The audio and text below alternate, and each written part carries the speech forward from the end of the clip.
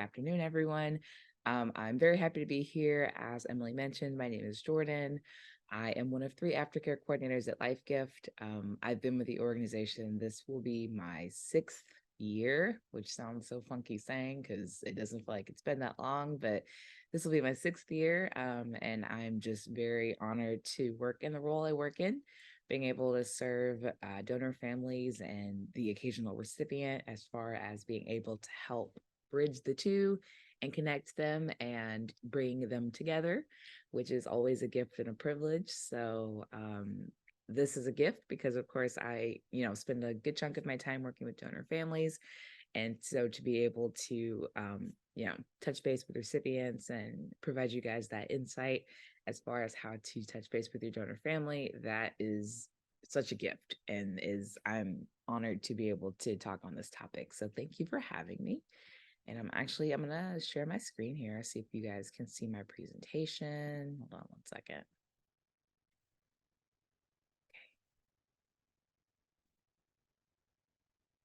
Okay, can you guys see my screen?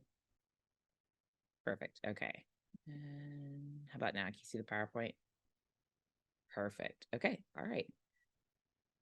Right. So let me move myself out of the way here. So today I'm going to cover the topic of how to write to your donor family, which of course can typically be, kind of a daunting process. It's definitely, kind of that, I would say, one of those last big steps that you can take, whether you're a transplant recipient or a recipient family member, as far as being able to kind of close the loop on the whole process of, donation and transplantation. It can be kind of scary, but that's also the beauty of, the ladies that work with me in my role at LifeGift, is we serve to make that process a little bit easier, and to give you all the background you need walking into it. So let's just dive right in. And I actually have a quick video here. It's about 2 minutes.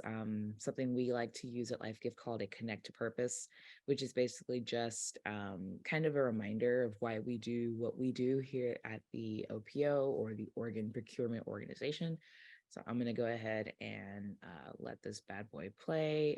Let me know if you can't hear it or can't hear the sound, but it should work. So hold on one sec.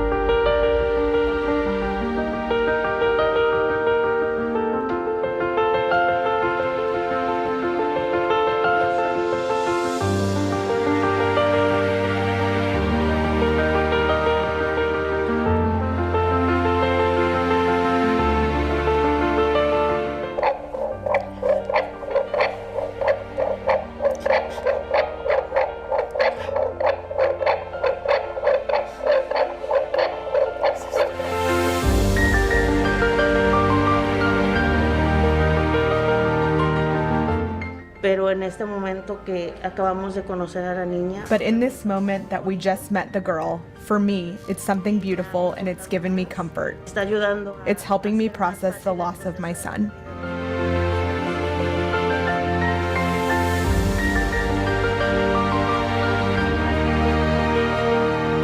It's just so special. We've been waiting for this moment for 6 years. We think about Christopher every day, and we pray for Christopher, and Juliana's known about Christopher, and so for us to finally be able to meet his family is wonderful.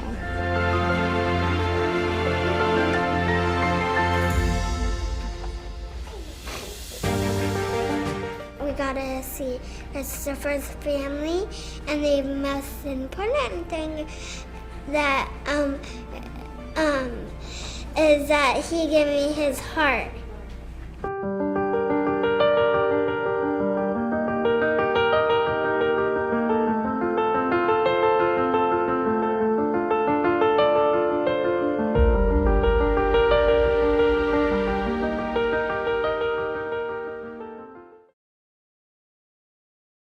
And that one was fun to be. They had that family had actually traveled in, or the donor family had traveled in from Mississippi for that meeting at our office. So that was we all went to the office and were like, I want to be there for that. And that was also a result of them communicating by letter first, and eventually graduating to that place of comfort where they both were like, I really, if you want to meet one day, I'd love that. And of course, everyone was on the same page. And I don't know if you could see her. There was a little snippet there. You could see a woman on the TV screen that was actually the family's aftercare coordinator from their OPO in Mississippi. So it was just it was very cool to bring them together and make all that work. So that's hopefully what we hope all families and cases will graduate to at some point. But moving right along. So of course, with regards to myself, at least with working with donor families, we are very mindful and respectful of the fact that, life is looking a little different for them now. They're very much adjusting to getting comfortable with being in a space of living without their loved one, and the beauty of being a recipient, of course, aside from the fact that you've received just such a beautiful, selfless gift, from that family and from their loved one, is the fact that you are able to reach out one day and say, hey, you don't know me. My name is so-and-so, and, your loved one's selflessness saved my life by way of lung transplant, pancreas transplant, kidney transplant, something like that. It just really depends. And I'll just read it straight from the slide because I just love the way it's worded here. As a recipient, you are in a unique and special position to really form a brand new connection with your donor family. Because if you sit and you think about it, it really is a very special way to, connect with someone that you don't know, and aside from like having a mutual friend or meeting randomly in person one day. Like there's a piece of someone they really cared about that lives with you, and it's special and very unique, and only as recipients and donor families, and then your occasional person in the transplant world, you are in a special position to have conversations that other people really don't get about what it looks like to receive a transplant, or be in the hospital, or to be a donor family member, things like that.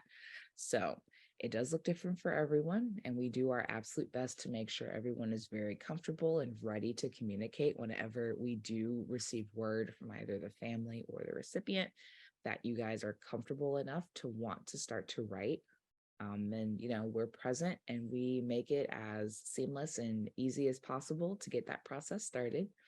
And again, I love this picture too. This was a family meeting that I had hosted with a liver recipient, that was Miss Terry, who's in the middle, and the donor, his name was Juan. He was our organ donor, and he was actually a liver donor. That was the only organ that was able to be recovered.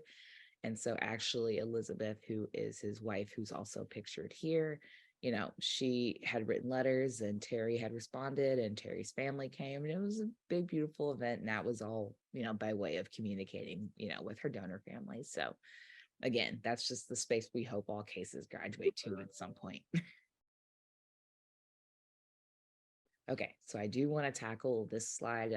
I would argue this is probably one of the most important slides, because something I do hear a lot, or something that I do notice a lot whenever I do hear from recipients and sometimes donor families, as far as, they'll reach out, and it's very much like like, I've thought about it, or I want to, or something along those lines, but I haven't written my family yet, or I haven't written to a recipient yet, something in that ballpark. And, these are actually just a handful of the reasons, and some of the, things that I've heard from recipients in the past about, why they haven't written to their families yet, aside from the usual, like, oh, like I'm super preoccupied. I've got like support groups and educational meetings and things like that I have to attend. We've had people that are several years out that'll, that are kind of at that place of like, okay, like, like the green light, like you're good, and they don't necessarily have it, like a definite reason as to why they haven't written yet.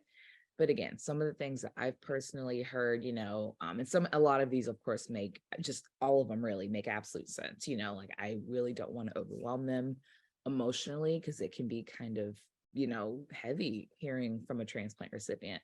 The big one, and I say the big one, it's like the biggest one we hear, of course, is, my family probably doesn't want to hear from me, because hearing from me is kind of going to remind them of their loss. And I really don't want to send them back to that place of grief. I don't want to make them feel any kind of feelings of sadness, by hearing from me, because, they of course know, and I know what had to happen for my transplant to take place. They had to lose somebody. And that's, I don't want to send them back to that space. And it's important to know, all of these feelings and all of these thoughts are absolutely valid. We don't ever want to make anyone, we don't ever prompt anyone to communicate or write before they're ready.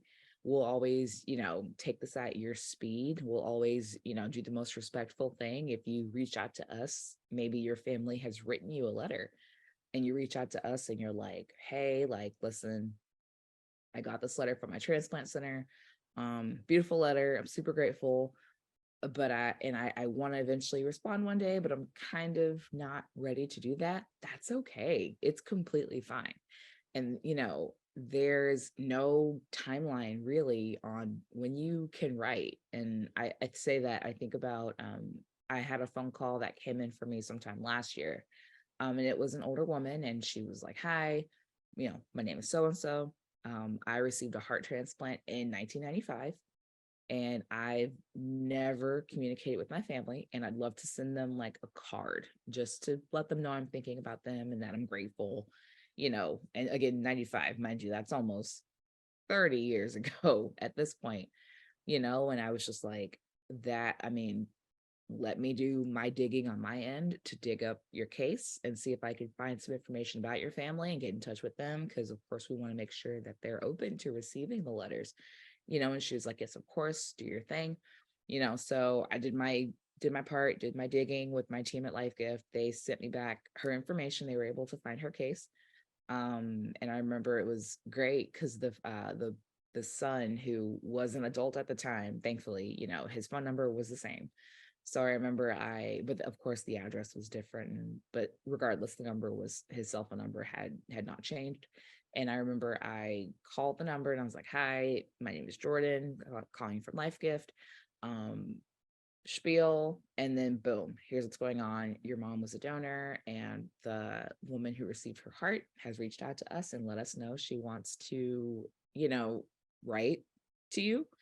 So I just want to touch base with you and see if that's something you're open to, and confirm your address so we can forward you any letters she writes. And I remember there was a very long pause, and he didn't say anything. And then he just kind of like on the phone, and I just was like, oh gosh. And I remember he just kind of like eventually came back, and he was just kind of like, damn, because like it had been almost, again, 30 years. So he was just kind of like, he's like, not that I forgot, but it's just, I haven't thought about this in a while. He's like, yes, like, sure. And he gave me his updated address, and, I emailed him like a consent form, which I'll talk about that in a bit. And we, I walked him through what that looks like. And then he was like, yeah, like, bring it. I'm ready. So, and not to say it's ever going to take you 30 years to hear from your donor family. I don't want to plant that seed that it takes forever and a day. That was a very isolated situation, because I remember in speaking with her, she had a lot of stuff going on too. But it's, keep the faith is the point of that story. It can, even if it comes a little later than you think, it can still come. So but yeah. And so, if you're ever in a space of like, ooh, I don't know, or you've got some of those fears or anxieties, again, they're all completely valid and totally real. And we hear them and we understand them. At the same time, there is no timeline, there is no wrong thing you can really say. Because at the end of the day, they're mindful of their loss. And, regardless of if they receive a letter from you or not, I'm certain that, even though everyone's grief looks different, there are probably, spaces and times where they're thinking about their loved one. And, sometimes that's probably not prompted by way of communicating with the recipient. It really just depends. So, and we've found, because we communicate with our families very closely, we've never heard from a family like, I got a letter from a recipient and I'm upset about it. never happened, So we encourage, the desire to write. We've heard from a lot of families, it brings a lot of comfort and a lot of peace knowing that as a recipient, you're doing well, and something really beautiful was able to come by way of that selfless decision, whether their loved one was a registered donor or the family made that decision, it all starts with a conversation. So we encourage it. If it's on your heart, that's our one big piece of advice. If it's on your heart and you're feeling, like maybe you might want to, even if you don't immediately send it, maybe jot down some notes or let them know, write down something important that you want them to know and revisit later. And when you're ready, go ahead and send that back in. Okay. So the nitty gritty, what can I say in my letter? So it's important to know, writing can be a difficult process, on one end of the spectrum, there's a lot that you probably really want to communicate to them. Maybe you became a grandparent for the first time, or maybe it could be something that in your eyes is a big deal that you might think is small, but is actually very huge. Like you were able to like walk up and down a flight of stairs and not be completely winded or something along those lines. Which those little victories, again, I promise are absolutely critical and are something that should be celebrated with your donor family if you feel so inclined to share it. Again, and there's nothing that's too personal, again, in my opinion, there that you can't share, because especially because eventually you guys graduate to a place of being able to talk to each other and really like communicate and share stories, and it turns into a really beautiful process. But it is important to remember that also, the letter's about thanking and acknowledging your donor and letting them know how life looks for you now, because, that's kind of, they're aware of the fact that that's what's on the other end of it, is that someone somewhere is going to receive, a transplant by way of their loved one. And that, hopefully that helps them, that helps their quality of life improve for the better. So when it comes to communicating, the biggest tidbit of advice I almost knock towards everyone is, by all means, like just write from the heart, just, hi, my name is Jorden and I received X, Y, and Z.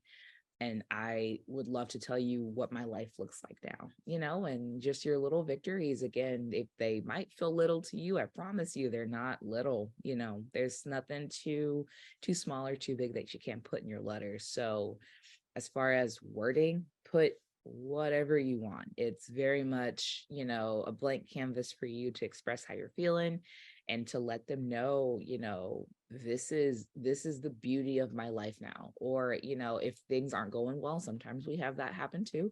If things may not be going well, you can definitely communicate that too, just let them know where you're at, and,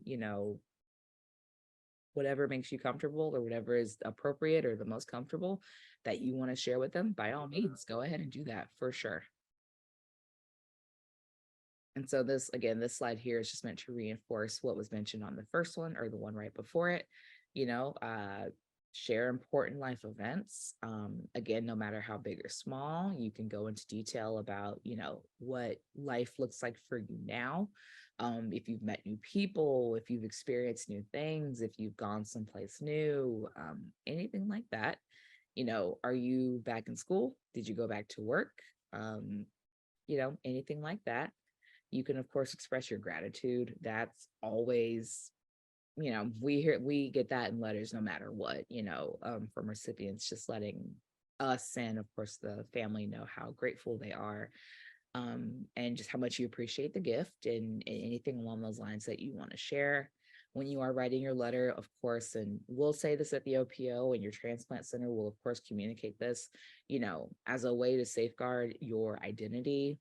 We ask initially that you just keep it, limited to your first name. So like, hi, my name is Jorden, and then you can pause it right there. Again, I received a liver, and this is my life now, and my life is beautiful, and this, that, and the third.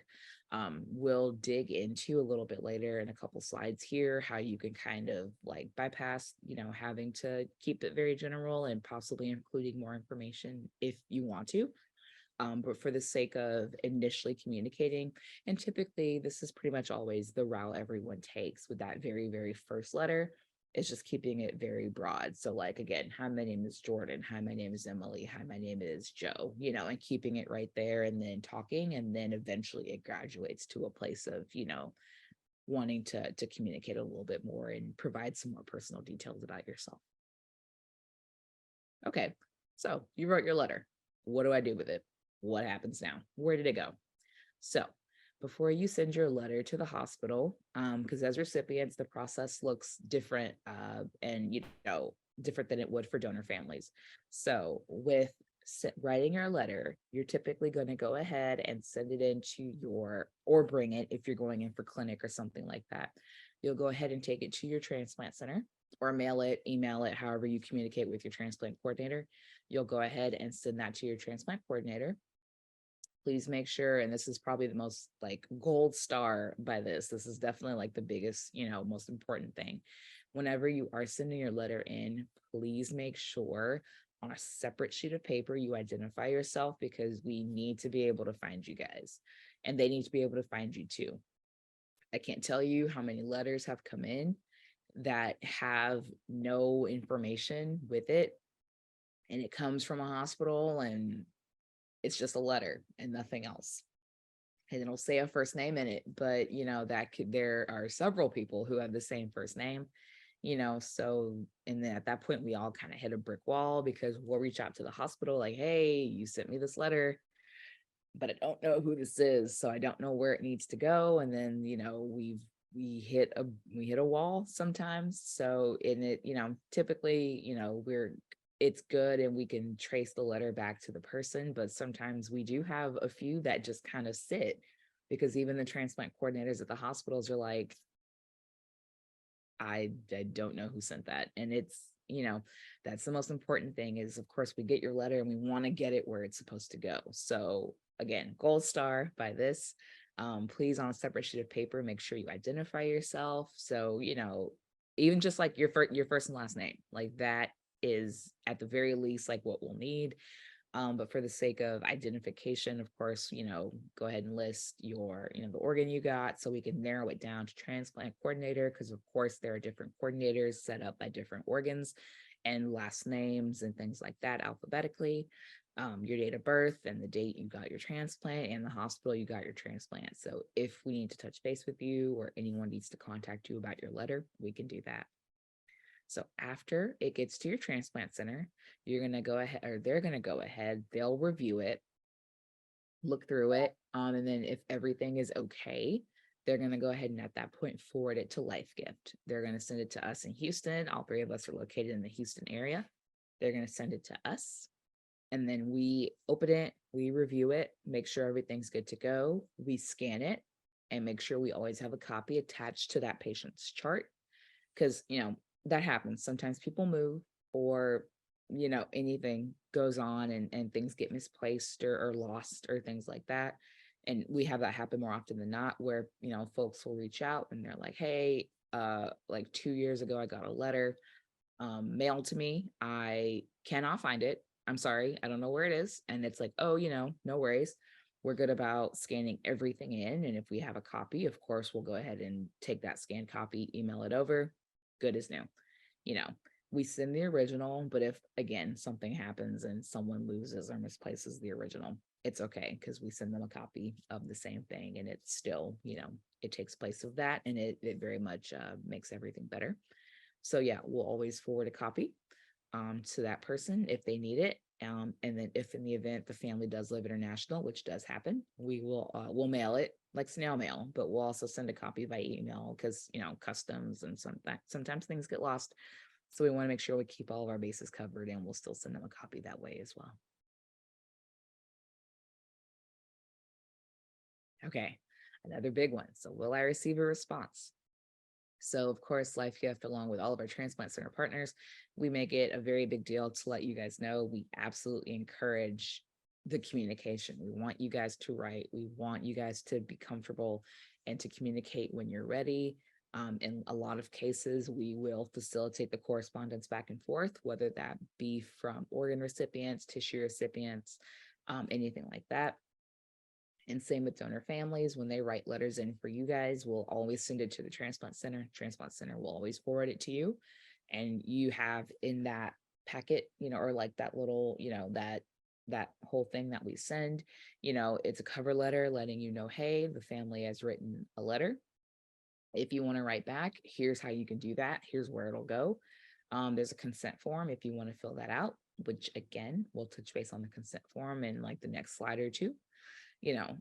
So we'll always make sure, and in saying that, I want to reinforce the line of communication, that being said, is always wide open.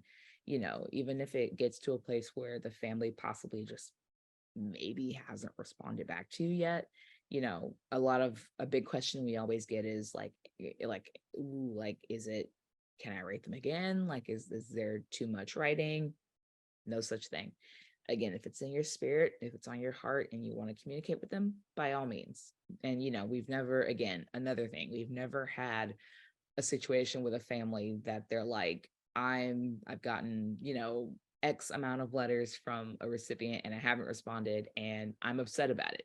Again, never happened. So we again encourage if there's something you want to communicate or something's going on with you, or it's something that you think, for a fact it would be it's in your heart to want to share it with them, that probably you wouldn't see or wouldn't have happened if it hadn't been for your transplant, let them know by all means.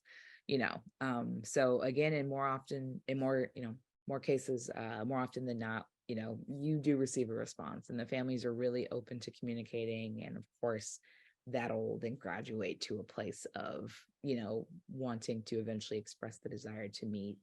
And that's what we always hope for. But of course, also on the flip side of that, we've had a handful, very rare, but we have had a handful of families that do sometimes reach out, and they're like, hey, thankful, grateful that they're doing well, got the letter, I received it, I love their words. I kind of want to close the loop on this and I don't feel inclined to respond, or it's not in my heart to want to write back or anything along those lines. Again, very rare, but it does happen sometimes where the family just doesn't want to communicate. And then that's a big thing too, is that we want to make sure we let everyone know that that line of communication it's never closed, but if in the event a family does reach out and they're like, I don't feel inclined to do it, or I don't want to write back, that's okay. We'll go ahead and notify you guys, the recipient, and just kind of let you know, hey, again, not that they're not happy to receive it, because sometimes when they let us know, oh, I don't want to respond, they do still welcome the letters, even if they don't write a letter. And sometimes what they'll do is in place of writing, they'll just fill out a consent form and send that instead. And again, I'll touch on the consent form here in a bit, but it's important to remember, if in the event, you never get a consent form back or you never get a letter back from your family, that doesn't diminish the beauty of the gift, and there's a lot to be considered with reasons a person may not want to write back, and that's okay. And we let them know whenever they reach out to us and let us know, I'm not in that place of comfort to write back to them, I'm sorry, it's like, there's nothing to be sorry for. It's a personal preference, if we can't make you write, like how we can't make recipients write, and at the end of the day, if you ever change your mind, you can always respond. There's no limit on that. And we make it a good point to go ahead and reinforce that whenever we do hear that commentary from families. Again, very rare, doesn't happen often, but it does happen. And we have, protocols and such things set in place for that as well. Okay. So as mentioned, we do, should you decide that you're ready to go ahead and disclose your personal information, again, sometimes families, you'll write them a letter, but they either just don't respond, or maybe they don't want to respond with a letter, but perhaps, they're like, honestly, I would just rather them have my phone number or my email. And they just send me an email and let me know, hey, this is me, X, Y, and Z. So we do have a different mode of communication that can be utilized if in the event, a family doesn't want to write a letter. by way of our contact consent form. So basically, whenever you as the recipients or the donor families will write a letter or will send a letter in, we'll forward that off either to the family or the transplant center. And with that, we put again a cover letter and a blank copy of a consent form. Also, the beauty of the consent form is that's basically serving as an official, legally binding agreement saying, hey, I am okay with my information, like my personal information, being shared with that family or with those recipients. That being said, whenever people are communicating with us and they're like, hey, I think I want to write, we always heavily reinforce the importance of please sending in that consent form prior to writing your letter, because once you sign that consent form and give it back to us, and basically, again, that's you saying, hey, I'm cool with my personal information being shared with them. You have no limits on what can be shared in your letter. So if you want to write your letter and you're like, hi, my name is Tammy Stevens, instead of just saying like, hi, my name is Tammy, by all means, you can do that because you have already, signed paperwork saying, hey, like I'm okay with my information being shared with them. So again, I always heavily reinforce that thought to please go ahead and fill that form out first. And again, sometimes families or recipients will write a letter and then they'll send it and they don't hear back. You can send it as separate time, you can fill it out and they can go at the same time. Typically we'll go ahead and kind of back up the thinking that, go ahead and fill it out when you send your letter in. So that way they've got your information if you want it shared at that time. And then, you can choose what gets shared. So you can fill the whole form out, but if on the box you indicate, I only want like my name and my cell phone number shared, that's all we'll send them in that cover letter we draft that gets sent in place of that form, because we get that form and we scan it in and we keep it for ourselves. But we, if you fill the whole thing out, like your mailing address, your email address, but you don't want them to have your physical address, we're not going to send it. So if it's, just my name and my phone number, my name, my phone number, my email, my name and my email, all of it, you can send all of it.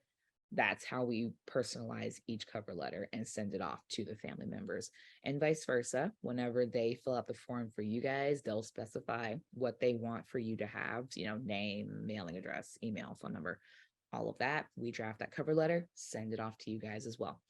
So again, I heavily reinforce the understanding that it would be, it's always just better to go ahead and have them filled out and sent in at the same time.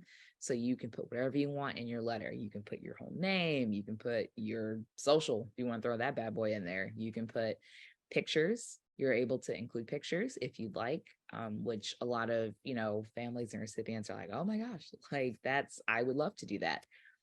So and then they'll of course fill the consent form out and make sure that everything gets mailed into us in like a perfect little packet, and there's something special and fun and beautiful about, when we receive the letters and they've got the consent form filled out, and sometimes they've got pictures of like family members with like kids or grandkids or nieces and nephews, things like that. That's super fun, and it's beautiful. It very much puts a face to the person and makes it that much more special and lovely and real. So, we encourage it.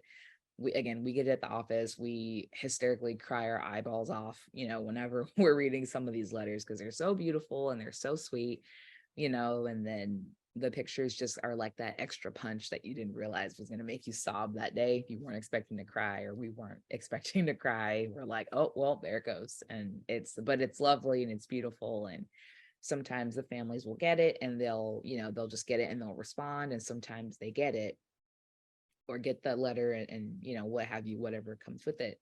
And they'll call us and they'll talk about, with us, how beautiful the letter is. And we're like, you can write them back and let them know how beautiful their letter is, because trust me, like that's something worth sharing. And that's a beautiful thing. And they're like, oh yeah, duh. And, we give them our email, we give them our mailing address. And we're like, you can handwrite your letter, you can type it, you can earlier I had that picture. It was like a purple piece of paper. It was a letter from a mom. I remember she called me one day, and her daughter, she was 15, she had passed away, and she was like, hey, like I want to write. I'm ready to write. It's, what do I do? And I walked her through all of this, and she definitely, she ran with it. Her daughter had 4 organ recipients, and she had a special she had cards for everyone. They all looked different, and one had like butterflies, one had cats, because they were things her daughter was really into. And she even put that on there, like, ps, if you look at the front of the card, you'll see some cats or something like that. Her name was Lena. She was like my Lena, my girl. She loved cats. She had a cat, blah, blah, blah. And there was a different one for every recipient, which I thought was super sweet. And she sent that to the office for me to forward out. And I remember I was just like crying reading them. The letters all said the same thing, but she also had made each one of them so beautifully personal, even though like the gist of the letter was kind of consistent. Like, my daughter's name was Evelina, but we called her Lena, and she was the most giving person. But the heart recipient had a special note in theirs, and the kidney recipients had special notes in theirs. And I was just like, this is so beautiful. Like, I was just like sobbing, like reading them. And I forwarded them off, and out of 4, she's heard back from 3. So I know for a fact the one she hasn't heard from was the one patient that was a national patient that doesn't live in Texas. So that always is kind of a barrier too when they're not local. I think something I've heard in the past, I think, is, they want to communicate and all that, but there's also kind of like a reservation, because they don't know if they'll ever be able to like physically meet them in person or something like that, because geography is a factor. It is, but doesn't mean they can't still write, or you can't still write, because that's always an option with transplant. If your loved one or that donor is in the medical center here in Houston, like Methodist or St. Luke's or something like that, yes, the organs can go to New York, California, Oregon, Tennessee, Ohio. They can, Louisiana, they can go all over, so there's definitely there's reservations there. But again, we reinforce the beauty of making sure that you talk. I'm gonna pick on Monica. I don't know if Monica's still on the call.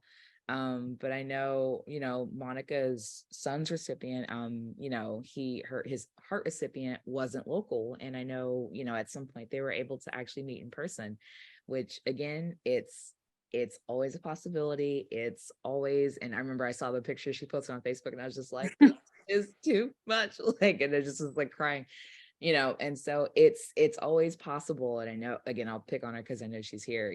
She and her husband wrote letters, and they communicated, and her recipient wrote back to her, or recipients wrote back to her. And she was able to meet all of them. And it's, that's one of those very special, beautiful circumstances. I can think of a handful of folks who have met, all of their loved ones recipients. I honestly, I could think of like 4, and it's a short list, but the rarity of that is so beautiful, because we're mindful of the fact that, and of course, as recipients, you guys can attest to this better than I ever could, like there's a degree of sickness that accompanies being on a transplant list. So things are a little harder, and you have to be very, mindful of your condition and what's going on. And sometimes, and we have it again, rare, but we do have it often sometimes, where families will write, or families will write, and they'll send a letter to us to get to a recipient. And we forward it, of course, to the transplant center or to the OPO, and they'll shoot us back an email or something like that, or they'll call us and they'll let us know, hey, like that patient actually has passed away, or they've been retransplanted, or something along those lines. Again, rare, but it does happen. And that's always, we thank them for that information. We sit down with the family, we let them know that. That goes about as well as, of course, one could imagine. It's because it's a loss kind of all over again. for them. And in those situations, before we call the family, when we're talking with those transplant coordinators, we'll ask them like, oh, thanks for letting me know. Do you think the family would possibly be open to still receiving the letter? Because of course, like they've got, family members or such that are definitely probably going to also be, like that point person for communication. So we'll ask them like, do you think they'd still want to communicate with the donor family or what have you? Maybe. And, they're like, yeah, like they would welcome correspondence, but just want to let you know. And that's always a call we make to the families.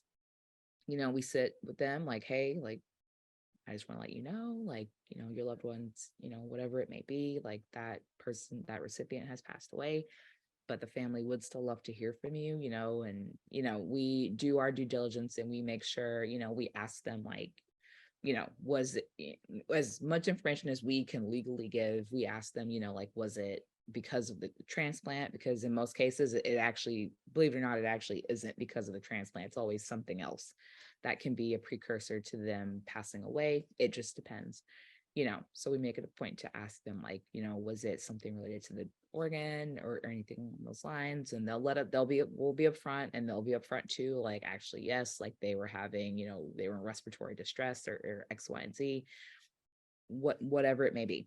And we'll let the family know that. And again, there, that'll accompany, that'll come with some tears and emotions, of course, because again, they're really experiencing a loss again, but we make it a point to again reinforce the understanding that it very much is that's, whatever time they did have is time that they probably wouldn't have had without the transplant in the first place. So, and they're great about it, because then they do still, they will still write, and they will still want to let the family know like, oh, like this was my loved one, and the letter in most cases still gets where it's supposed to go.